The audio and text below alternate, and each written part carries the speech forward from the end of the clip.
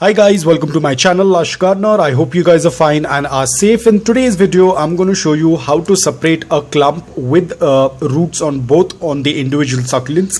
Now over here, as you can see, this is my Black Prince and it has a second growth on the mother plant.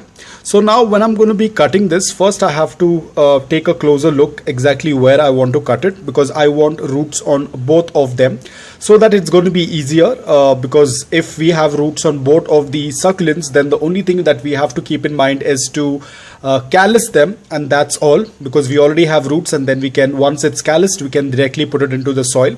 But luckily over here, the mother plant also has its own roots slightly upper, and the lower one also has some roots on this side. So what we'll have to do is we'll have to cut it right in between so that we can get so that we can get the roots on both of the stem cutting. So very carefully cut it off right in the center. There we go. And as I see that there is a little bit of browning over here, so what I'm going to do is I will try to, I'm not very sure why that browning is present, so I'm going to cut that portion also very carefully so that we do not have any discoloration. So we have cut that portion off, and at the same time we have roots on this side. You can see there are a good amount of roots. We do not want to keep any of this brown stuff. I'm not very sure what exactly it is. Probably it is due to the aging, or probably it is some kind of dryness. Definitely not a rot, but probably it is a dryness, but we do not want to keep it on our succulent. So now you can see the cut is very fresh. There is no more brown on the cut part. The roots are also present. Now the only thing that we have to do is we have to let it callus, so it's going to be kept aside. And talking about this portion, you can again see most probably this is the drying portion, so we are going to carefully cut it off. And as you can see, it's drying a lot, so we will try to get rid of it as much as we can. Or most probably at times, it's very common with our and as you can see, it is almost cleared up. You can see it's almost cleared up. We have a dry leaf. We'll take it out.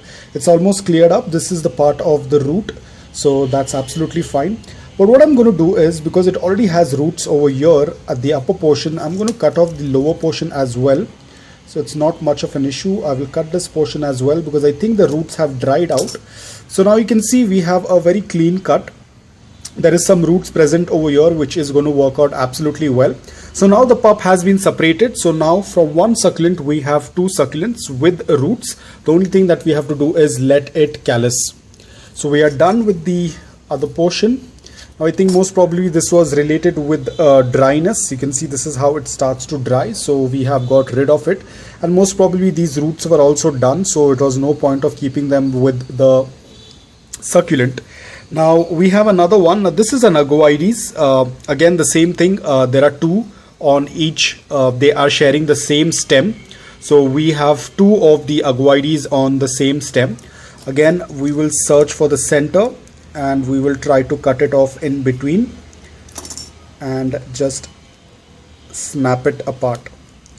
And there we go. Now we have two.